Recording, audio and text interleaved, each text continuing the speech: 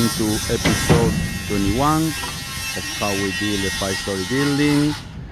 As I told you before, we were assembling the metal deck that is the framing for the 4th floor, and here we are with all the metal deck already installed and already erecting walls and blocks for the 4th floor.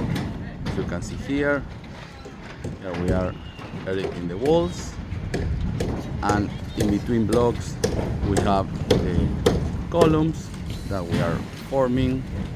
We are reinforcing right now, and once that they are formed, they are going to be poured. As you can see here, we have the columns already formed and with the rebar inside, waiting for the concrete to come and start pouring the tie columns. Now we are pouring concrete inside the tie columns that are all formed.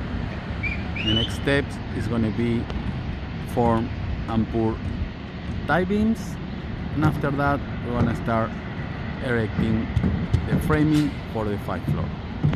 So please subscribe to the channel, hit the notification bell, give us a like for more updates on how we build a 5-story building here in Aventura.